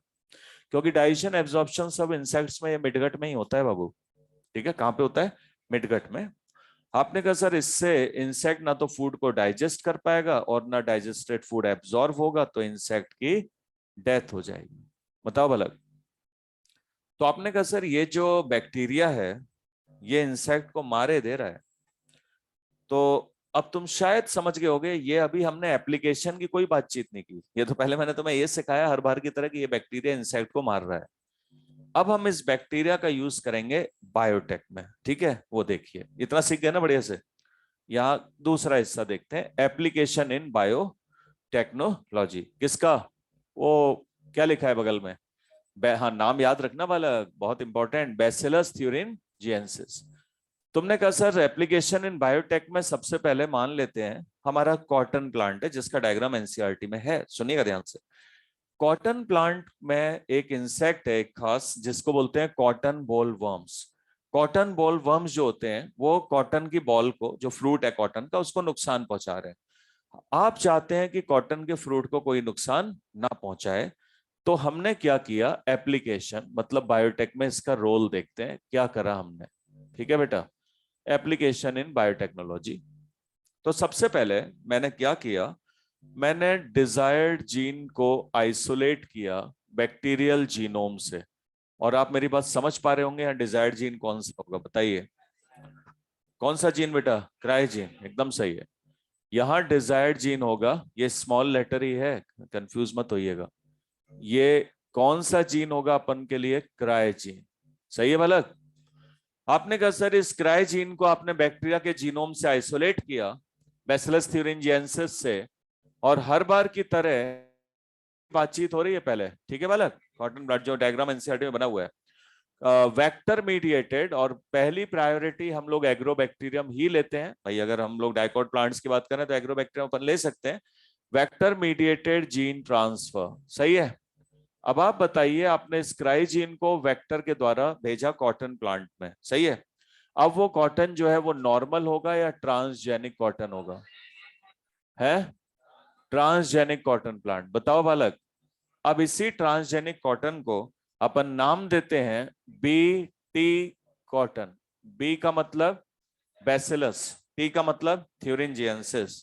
सवाल आएगा, BT cotton is paste sensitive plant, मतलब इंसेक्ट सेंसिटिव और इंसेक्ट रेजिस्टेंट। बहुत बढ़िया, तो आप बताएंगे ट्रांसजेनिक प्लांट है सर, ये इंसेक्ट रेजिस्टेंट है। कैसा प्लांट है? Insect resistant plant. बताइए बालक, आपने क्या किया, इस बीटी कॉटन को बना लिया। अब इंसेक्ट को नहीं पता, कॉटन बोलवर्म्स को नहीं पता कि वो जिसको कंज्यूम करने की कोशिश कर रहा है वो नॉर्मल कॉटन नहीं है। अब अगर कोई, ध्यान से सुनना, अगर कोई इंसेक्ट मतलब कॉटन बोलवर्म जैसे, वो इसे कंज्यूम करेगा, जैसे यहाँ लिखे हैं, जैसे मान लो इसको नहीं पता ये इसका इंसेक्ट है जो इसके फ्रूट को कंज्यूम करते हैं, कॉटन बोलवर्म्स, ठीक है। इसको नहीं पता ये कैसा ट्रांसजेनिक कॉटन है, इसने कंज्यूम किया इस बीटी कॉटन को, बताओ क्या होगा? निक्राइजीन है, सबसे ठीक है ना। इनएक्टिव क्रिस्टल एलिमेंट्री कैनाल में गया, इसके इनएक्टिव से एक्टिव हुआ, ये मरेगा। अब बड़ा सीधा फंडा है, ऑर्गेनिस्ट बड़े समझदार होते हैं। ऐसा थोड़ी ना कि एक मर गया उसके पीछे लाइन में दूसरा खड़ा है, उसने कंज्यूम किया वो मर गया फिर तीसरा आ गया। तुम ऐसा नहीं समझ रहे ना कि लाइन लगा के खाते जा रहे हैं मरते जा रहे हैं। मतलब ये है कहने का कि ऑर्गेनिस्ट को पता है कि अगर यहाँ से प्रोजेनी के जो बंदे हैं वो मर रहे हैं, तो इसको थोड़ी ना कंज्यूम करके सब मरेंगे, वो किसी ऑल्टरनेटिव सोर्स को ढूंढेंगे। मैं उम्मीद कर रहा हूँ मेरी बात समझ गए। तो इस तरह से हमारा जो प्रोडक्शन है वो इस इंसेक्ट से बच जाएगा। ठीक है, किससे? ये जो लिखा था।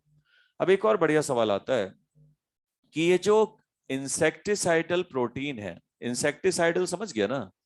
मैंने जान के अब की बार ये नाम भी लिखा ताकि आपको ये नाम आ जाए तो आप कंफ्यूज ना हो। इंसेक्टिसाइडल मतलब इंसेक्ट को मारने वाली। कौन है ये? वही तो क्रिस्टल प्रोटीन ही तो है। अरे समझ गया ना बालक, ये कुछ और नहीं है बेटे। कौन सी प्रोटीन है? Crystal protein. ये जो अब मैं एक और लाइन लिख रहा हूँ, ये सब एनसीईआरटी है, मैं जितना मैंने बोर्ड पे लिखा है सब एनसीईआरटी है। ये जो इंसेक्टिसाइडल प्रोटीन है, जो क्रिस्टल प्रोटीन है, ऐसा नहीं है। यहाँ पे एक और अच्छी चीज है हमारे लिए, इसके लिए एक और बढ़िया चीज हमारे लिए है, फायदेमंद चीज। ये प्रोटीन ऐसा नहीं हर इंसेक्ट को मार देती है, ये प्रोटीन इंसेक्ट ग्रुप स्पेसिफिक होती है। कुछ खास ग्रुप के इंसेक्ट्स पे ही ये काम करती है और बाकी इंसेक्ट्स को इससे कोई नुकसान नहीं होता। तो एक अच्छा सवाल कि क्या ये जो प्रोटीन है, जो क्राइजीन है, ये सबको मार देगा क्या? नहीं, ये कुछ खास ग्रुप के इंसेक्ट्स को मारेगा। और आपको पता है क्लास इंसेक्टा में, अगर तुम्हें थोड़ा सा ऑर्डर के बारे में आइडिया हो, क्लास ऑर्डर समझ गया ना, टैक्सोनॉमी कैटेगरी उससे छोटा। ऑर्डर में तीन चीजें हैं जो आपको ध्यान रखनी चाहिए, जो मैं लिख रहा हूं एनसीईआरटी ही है फिर से। आपने कहा कौन कौन से ग्रुप ऑर्डर्स पे ये इंसेक्टिसाइडल प्रोटीन किस किस इंसेक्ट को मार सकती है, तो आपको 3 ऑर्डर याद रखने हैं। एक है लेपिडोप्टेरंस, ठीक है बालक, एक है कोलियोप्टेरंस, ये ऑर्डर्स हैं किसके, क्लास इंसेक्टा के, और एक है डायप्टेरंस, ये भी एनसीईआरटी का ही पार्ट है। लेपिडोप्टेरंस में 4 नाम है, अब पता नहीं, देखना जो इतना एनसीईआरटी में सारा रटा होना चाहिए भैया, मैं उसमें से 2 जो इंपॉर्टेंट है वो लिख रहा हूं। एक है कॉटन बोलवर्म्स और एक है कॉर्न बोरर, कॉर्न माने मक्का, मेज है ना, कॉर्न बोरर, ये सब इंसेक्ट्स के नाम है, cotton bollworm and corn borer. किस में आते हैं, लेपिडोप्टेरंस। कोलियोप्टेरंस में आते हैं बीटल्स, क्या आते हैं, बीटल्स। और डायप्टेरंस में आते हैं फ्लाइज एंड मॉस्किटोज। यानी आपने कहा सर ये कितने ग्रुप के इंसेक्ट्स को मार सकता है, तो आंसर क्या होगा, 3। ये भैया याद कर लीजिएगा, क्या, लेपिडोप्टेरंस, कोलियोप्टेरंस और डायप्टेरंस, ये ऑर्डर है, यानी सबको नहीं मारता, स्पेसिफिक है, और इसमें भी खास है, वो देखो आप इतना सीख गए ना। यहाँ देखिए ये भी एनसीईआरटी है भैया, इसीलिए इतने सारे टिक लगे हैं। आपने कहा ये अब क्या लिखने वाले हैं, अब आप देखिए, स्क्राई जीन के भी कई सारे वेरिएंट होते हैं, जैसे एक वेरिएंट है CRY1AB, नामकरण किया गया है अलग अलग करने के लिए। CRY1AB जो है, इससे जो प्रोटीन बनेगी, ध्यान से सुनना, वो केवल और केवल ये किसको मारेगा, ये जो लिखा था, किल्स कॉर्न बोरर। समझ गए बालक, किसको किल करेगा, कॉर्न बोरर को, इससे जो प्रोटीन बनेगी इंसेक्टिसाइडल, सही है। अब सोचो तुम कहो की प्रोटीन से अपन इसको मारे, नहीं, ये लाइन अब सीख गए होगे। ये जो टॉक्सिन्स है, जो इंसेक्टिसाइडल प्रोटीन है, ये सबको सब पे ना काम करता हो, स्पेसिफिक है, होस्ट स्पेसिफिक है, इंसेक्ट ग्रुप स्पेसिफिक है, होस्ट इंसेक्ट होस्ट है, सही है। आपने कहा सर एक और नाम याद रखना है, हाँ ये भी एनसीईआरटी में है, दोनों नाम एनसीईआरटी में है, CRY1AC एंड CRY2AB। भैया वहां 1 और 2 एक जैसा दिखता है, ध्यान से आंसर लगाना। हाँ, गलती करते हैं बाद में, बहुत दुख होता है कि अरे तो बहुत छोटा सवाल था। ये किसको किल करेगा, किल्स कॉटन बोलवर्म्स। तो बालक अब आप खुद देख सकते हो कि ये जो प्रोटीन है जो इन जीन से बन रही है, ये प्रोटीन इंसेक्ट ग्रुप स्पेसिफिक है।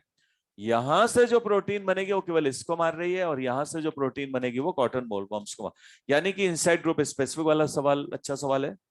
बीटी कॉटन के लिए पूछेगा कि यह पेस्ट रेजिस्टेंट प्लांट है, हाँ भाई है, इंसेक्ट ऑब्वियसली पेस्ट है, पेस्ट रेजिस्टेंट प्लांट अपन ने बनाया। कैसे बनाया, कौन सा जीन कहां से उठाया, तो स्क्राई जीन उठाया, कहां से, बैसिलस से, इसलिए that's why BT, bacillus thuringiensis। Bacillus thuringiensis के खास लाइफ साइकिल के फेज में एक टॉक्सिन बनता है जिसका नाम है क्रिस्टल प्रोटीन, इनएक्टिव होता है।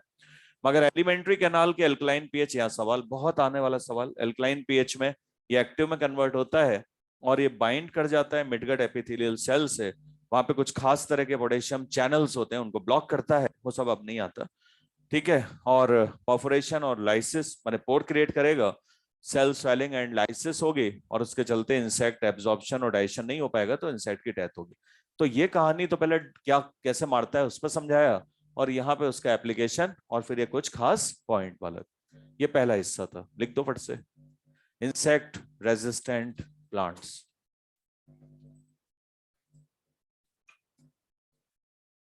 क्या चीज,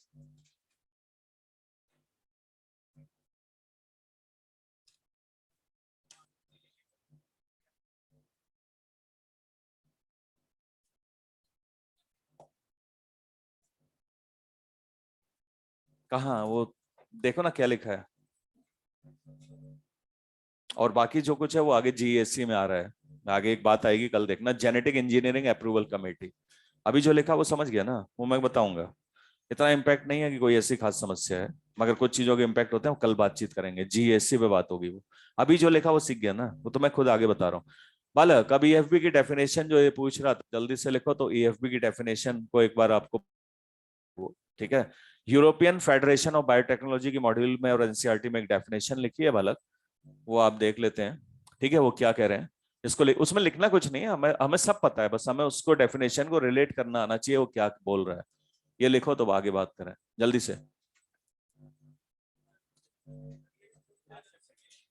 कौन सा, नहीं पहले चैप्टर की है जो हो गया, हाँ उसी की बात हो रही है ना, हाँ भैया। हाँ बेटा, अब वो इसमें मैंने बोला ना टोबैको, इसमें टोबैको बड वर्म और आर्मी वर्म्स लिखा है। अगर एनसीईआरटी में लिखा हो तो भैया रट्टा लगा लेना। ठीक है, चार तो लिखे हैं, बोला था अभी मैं दो लिख रहा हूँ। ठीक है बेटा, अगर एनसीईआरटी में हुआ तो आपको चारों याद होने चाहिए, ध्यान रखिएगा। समझ गए? जो एनसीईआरटी में कुछ नहीं छोड़ना, बस ध्यान रख लीजिए, चार एग्जाम्पल है, चारों रटे होने चाहिए। ये तो मैंने दो लिखे, मैंने बोला था चार हैं, इसमें टोबैको बड वर्म भी है और आर्मी वर्म भी है। अगर हुआ तो याद करना है। तो इनसाइड ग्रुप स्पेसिफिक एक अच्छा सवाल है बेटा, और वो जो दो लाइन पे टिके हैं वो सब एनसीईआरटी की लाइन है। ठीक है ना? अरे वो 1 AB और 2 AB वाला पॉइंट वो भी एनसीईआरटी की लाइन है। और जो डायग्राम है बना हुआ है एनसीईआरटी में, एक तो डायग्राम बना है, वो उसका पहचान आनी चाहिए, ये वाला नहीं, इसके पीछे वाले पेज पे, ये वाला वाला, ठीक है। डायग्राम की पहचान आनी चाहिए और कुछ नहीं है, कंसेप्ट आपके सामने है। अब आप इससे रीड करके देखना, तुम्हें लगेगा कि हाँ कुछ नहीं, तो बहुत आसान सा है। एल्कलाइन पीएच याद रखना है, और इनएक्टिव से एक्टिव हो जाता है।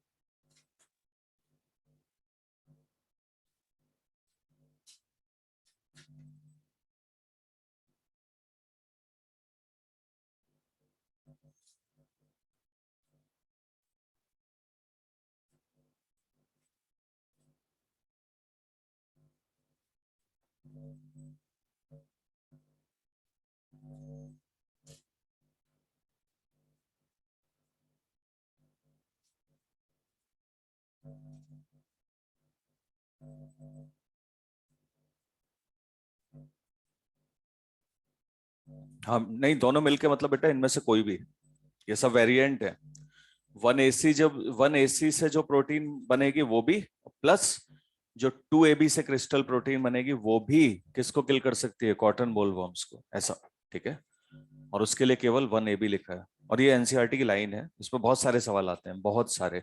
और ये जो एल्कलाइन पीएच पे टिक किया था, इसमें बहुत सवाल आते हैं कि इनएक्टिव टॉक्सिन को एक्टिव टॉक्सिन में कैसे करना है, तो एल्कलाइन पीएच।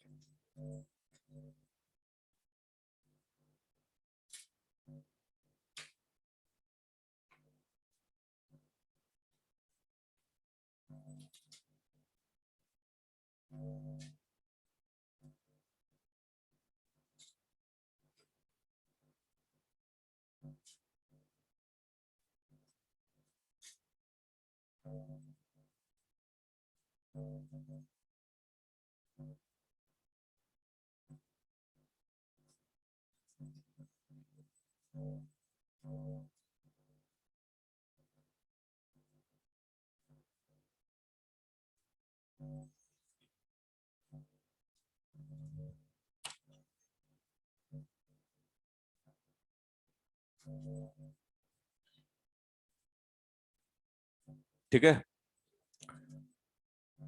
वो डेफिनेशन सुनो अब। ठीक है, उसमें कुछ लिखना नहीं था। किसने पूछा था? हाँ बालक सुनना। ईएफबी का मतलब है यूरोपियन फेडरेशन ऑफ, हाँ फिर इस पर थोड़ा सा बात करेंगे, फिर इसी पे कंटिन्यू करेंगे कल। ईएफबी का मतलब है बेटा, बहुत आसान सी चीज है, एक डेफिनेशन है। ईएफबी ने क्या किया है, यूरोपियन फेडरेशन ऑफ बायोटेक्नोलॉजी ने एक डेफिनेशन दी बायोटेक की। और उसमें उन्होंने क्या किया, दो चीजों को मिला दिया, एनकम्पास कर दिया, माने मिलाना। एक ओल्ड बायोटेक का कंसेप्ट और एक मॉडर्न का। अब तुम्हें ओल्ड बायोटेक का कंसेप्ट बढ़िया से बताया मैंने, जब ओल्ड बायोटेक हेडिंग डाली थी तो बताया था नेचुरल कैपेबिलिटी। कंसेप्ट तुम्हें अच्छे से बताया कि रिकॉम्बिनेंट डीएनए का फॉर्मेशन कहीं पे आरडीएनए टेक का यूज करना, सही है। उन्होंने डेफिनेशन में लिखा कि इट इंटीग्रेट्स, इंटीग्रेट माने फिर वही जोड़ना, नेचुरल साइंस। नेचुरल साइंस का मतलब ओल्ड बायोटेक माने ट्रेडिशनल बायोटेक्नोलॉजी को, विद ऑर्गेनिज्म, या तो किसी ऑर्गेनिज्म के साथ, या उसकी सेल के साथ, या पार्ट्स देयर ऑफ, या फिर उसके पार्ट के साथ, या मॉलिक्यूलर एनालॉग्स। मॉलिक्यूलर एनालॉग का मतलब किसी मॉलिक्यूल के जैसा, उसके सिमिलर कुछ बनाना। जैसे मेरे पास आज की डेट में इतने एडवांसमेंट है कि मैं इंसुलिन जीन को अगर आइसोलेट नहीं करना चाहता, तो मैं सिंथेटिक बोले तो आर्टिफिशियल इंसुलिन जीन बना सकता हूँ। तो एनालॉग समझ गए? ए भैया, मॉलिक्यूलर एनालॉग्स, ठीक है, आर्टिफिशियल अपन बना सकते हैं। हाँ ध्यान से सुनो, मत पीछे, ध्यान से सुनो, मॉलिक्यूलर एनालॉग्स, ठीक है, for products and services, products बनाने के लिए या फिर किसी ह्यूमन वेलफेयर की सर्विस के लिए। अब इसका मतलब अपन एक एग्जांपल पे समझते हैं। तो बेटा इतना तो क्लियर रखो कि एफबी ने क्या किया है, नेचुरल कैपेबिलिटी और मॉडर्न बायोटेक को इंटीग्रेट करके वो डेफिनेशन दी जो मैंने बोला, समझ गए ना? Integration of natural science by natural capability and organism, cells, parts thereof, और molecular analogues for product and services. अब इसको अपन समझते हैं एक एग्जांपल पे, जिससे तुम्हें याद रहेगा। एग्जांपल है टीआई प्लाज्मिड, सुनिएगा ध्यान से। मैंने क्या किया, टीआई प्लाज्मिड में से टीआई जीन को हटाया और उसमें डिजायर्ड जीन को जोड़ा। ये है मॉडर्न बायोटेक। बताइए बालक, टीआई जीन, टीआई प्लाज्मिड में से टीआई जीन को हटाना और उसमें डिजायर्ड जीन को जोड़ना, माने डिसआर्मिंग ऑफ पैथोजन करना और इंसर्शन ऑफ डिजायर्ड जीन करना। बताइए क्या ये नेचुरल कैपेबिलिटी है या आपने किया आरडीएनए टेक का यूज करके? समझ गए, आरडीएनए टेक का यूज करके आपने किया, सही। इसके बाद हमने क्या किया, इसके बाद हमने उस टीआई, जो एग्रोबैक्टीरियम ट्यूमिफेसियन जो बैक्टीरिया था, उसकी नेचुरल कैपेबिलिटी का यूज किया। बोले तो नेचुरल जेनेटिक इंजीनियर उसको इसीलिए लिखा भी था। नेचुरल कैपेबिलिटी ये है कि अब मेरे को ये नहीं सोचना कि वो टीडीएनए अपनी कॉपी कैसे बनाएगा और वो किस तरह से जाके होस्ट के जीनोम में इंटीग्रेट होगा। तो ईएफबी की डेफिनेशन आपको इस एग्जांपल पे एकदम साफ दिखेगी। टीआई प्लाज्मिड से टीआई, मतलब टीआई प्लाज्मिड से टीआई जीन को हटा के डिजायर्ड जीन जोड़ना, मॉडर्न बायोटेक है। और उसके बाद ये जो टीडीएनए की कॉपी बनना और वहां प्लांट जीनोम में जोड़ना, बालक ये बोलो नेचुरल को मिला के ईएफबी की डेफिनेशन है, ठीक है। निमेटोड रेजिस्टेंट प्लांट, थोड़ा सा शुरू करें अभी, फिर इस पर कल बातचीत होगी। कल ही चैप्टर खत्म हो जाएगा, कॉपी में जितना लिखना है। अब मॉड्यूल आप रखिए बालक, ठीक है। और मैं आपको फ्राइडे का टाइम दूंगा, फ्राइडे को थोड़ा बहुत बचेगा तो फ्राइडे को, और इसके बाद फिर अपन इस माइक्रोब शुरू करेंगे फ्राइडे को, और फिर अपन सैटरडे को इसके दोनों चैप्टर्स के क्वेश्चंस डिस्कस करेंगे, ऐसा, ठीक है। तो आप धीरे धीरे सवाल लगाइएगा। अभी आपके पास दो डिस्कस करेंगे, नहीं तो अगले उसमें डिस्कस करेंगे। आपसे पूछ लूंगा कि भैया जब आप सवाल लगा लो तो बता दीजिएगा, एक दिन क्वेश्चन डिस्कस कर लेंगे। हाँ आप बताइएगा, वो तो अभी अभी तो टाइम है। ठीक है, अब देखिए बालक, मेलोडिक नेमेटोड रेजिस्टेंट प्लांट, क्या लिखा? Nematode resistant plant. माने आपने कहा सर वो हेडिंग तो ऊपर वही है, पेस्ट में ही आएगा इंसेक्ट भी, और पेस्ट में ही आएगा नेमेटोड भी। नेमेटोड में आपने कहा कि ये मेलोडिकाइन इनकॉग्निटा नेमेटोड लिखा है, ये नेमेटोड हम कह रहे थे ये टोबैको प्लांट में ही डिजीज कॉज करता है, और उस डिजीज का नाम है रूट नॉट डिजीज। समझे बेटा? और इसीलिए इस नेमेटोड का नाम भी मैंने लिखा है, देखो ये के है, ध्यान रखिएगा। इसका मतलब एक गांठ जैसा स्ट्रक्चर ऐसा रूट्स में है। तो इसे अपन बोलते हैं बालक रूट। ये क्या डिजीज कॉज करता है? रूट नॉट डिजीज कॉज करता है किसमें बोलो? टोबैको प्लांट में। ठीक है बेटा, आपने कहा ठीक है ये डिजीज कॉज करेगा, समझ गए? अब आप देखिएगा आगे का फंडा, हमें क्या करना होगा, इससे उस प्लांट को बचाना है ना? तो मैंने क्या लिखा? Nematode resistant plant. मेरे को अब इसको बचाना है। ठीक है, ध्यान से सुनिएगा। मैं यहां पे यूज करूंगा एक मैकेनिज्म जिसको बोलते हैं आरएनए आई। आई छोटा बना रहेगा, और या फिर पूरा नाम अगर लिखा हुआ आएगा तो आएगा आरएनए इंटरफेरेंस। क्या लिखा हुआ आएगा बालक? RNA interference. पूरा नाम आरएनए इंटरफेरेंस है, और शॉर्ट में आरएनए आई लिखा आता है। यही मैकेनिज्म मैं कह रहा था। अच्छा, मैं जो डायग्रामेटिक समझाऊंगा मॉड्यूल में इतना डिटेल नहीं है, ठीक है? और एनसीईआरटी में तो कुछ ही नहीं है, आपको पता ही है, वो थोड़ा सही रहता है। तो अपन जो चीजें सीखेंगे, जो डायग्राम अपन सीखेंगे, बस आप उस डायग्राम को यहाँ देखें, और उसके बाद मतलब लिख तो लिखोगे तो है ही, उससे फिर मॉड्यूल की लाइन को रीड करके देख लेना कि समझ पा रहे हो या नहीं। ठीक है, देखिएगा। आरएनए आई जो है ये एक नेचुरल डिफेंस मैकेनिज्म है। ध्यान से सुनिए क्या स्टेटमेंट बोल रहा हूं। ये एक नेचुरल डिफेंस मैकेनिज्म है जो कि प्रेजेंट होती है यूकैरियोट्स में। किसमें? यूकैरियोट्स में। आपने कहा ये बताइए प्रोकैरियोट्स में नहीं है? नहीं, प्रोकैरियोट्स में ये आरएनए आई की मैकेनिज्म नहीं होती। ध्यान रखिएगा, अलग सवाल आता है। नेचुरल डिफेंस मैकेनिज्म इन क्या? यूकैरियोट। सवाल है बालक ये। आपने कहा पैथोजन से बचाने के लिए डिफेंस मैकेनिज्म है, ये कैसे काम करती है वही चीज इस डायग्राम पे सीखेंगे आगे। हमने क्या किया, इस आरएनए आई का यूज किया बायोटेक में।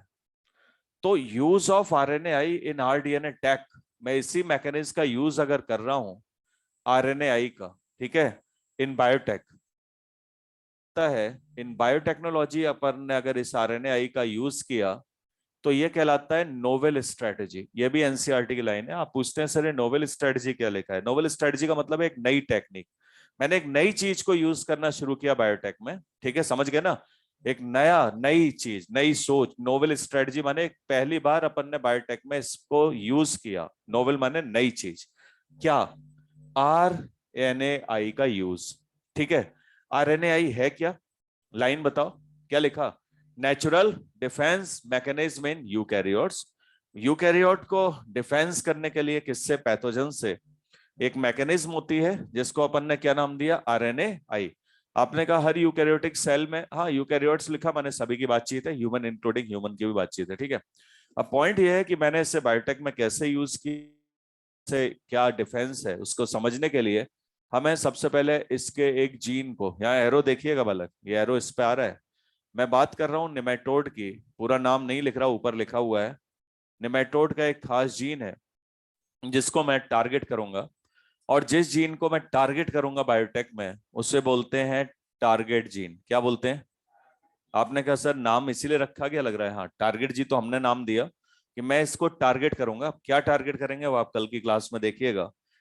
हमने एक ऐसा जीन को टारगेट किया है, ये टारगेट जीन एक ऐसा जीन है जिससे आरएनए बनता है। नेमेटोड, नेमेटोड की बातचीत है, जिससे ऐसी प्रोटीन बनती है which is mandatory, which is essential for survival of nematode. ध्यान से सुनिएगा, this protein is essential for survival nematode. समझ गए? अब तुम मेरे को एक आंसर दो, अगर मैं इस प्रोटीन को ही ना बनने दूं तो? हाँ बताओ बालक, अगर मैं इस प्रोटीन को ही ना बनने दूं तो क्या नेमेटोड सरवाइव करेगा? नहीं करेगा। समझ गए? आपने कहा नहीं, आप ऐसे जीन को टारगेट कर रहे हैं जो कि ऐसी essential for survival of nematode. Target gene का मतलब है मैं इसी जीन को टारगेट कर रहा हूं, इसका रीजन तुम समझ गया होगा। अगर मैं इस प्रोटीन को बनने से रोक दूं बालक, तो क्या ये नेमेटोड सर्वाइव करेगा? अगर ये नेमेटोड सर्वाइव नहीं करेगा तो मेरा जो टोबैको प्लांट है वो उस डिजीज से बच जाएगा। बताओ बेटे। तो अब डायग्रामेटिक है, अब कल बात होगी, क्योंकि अब अपन को डायग्राम बनाना है। बस इतना लिख दीजिए, इसी के आगे कल बात करते हैं। तो बालक, जो लिखने वाला कार्यक्रम है, मैं बार बार कह रहा हूं, कल अपन पूरा कर लेंगे। मॉड्यूल रखिए अब, ठीक है। इस वाले सेगमेंट में आपको बस इतना ध्यान रखना है कि कौन कौन से तीन बालक, उसमें एक रेस्ट्रिक्शन एंडोन्यूक्लियस की टेबल बनी है पहले चैप्टर में, उसमें आपको सारे सीक्वेंस बैठ के उनका रेस्ट्रिक्शन साइट ना याद करिएगा। अरे पहला चैप्टर बालक, 6 रेस्ट्रिक्शन एंडोन्यूक्लियस लिखे हैं, बैठ के सब ना याद करने लगना। बस ये याद रखना है कि पहले तीन कौन से हैं जिससे स्टिकी एंड बनता है, और जो नीचे वाले तीन कौन से हैं जिससे ब्लंट एंड बनता है। बस ये याद रखना है आपको। नहीं समझे? हाँ, यही वाली टेबल बेटा, समझ गया? पहले तीन से स्टिकी, कौन से तीन स्टिकी बनाते हैं, और लास्ट वाले कौन से तीन है जो ब्लंट बनाते हैं। बस ये याद रखना है, अनटिल अनलेस कोई पीछे क्वेश्चन ना हो सीक्वेंस का, क्योंकि जो सीक्वेंस के क्वेश्चन है वो हमने पीछे इको R1 का सीक्वेंस, इको R5 का, और एक मैंने तुम्हें SMA1 का तो लिखवाया हुआ है। इसके अलावा कोई सवाल हो तो याद करना है, तो नहीं करना। हर चीज बैठकर रट्टा नहीं लगानी है, ठीक है बालक?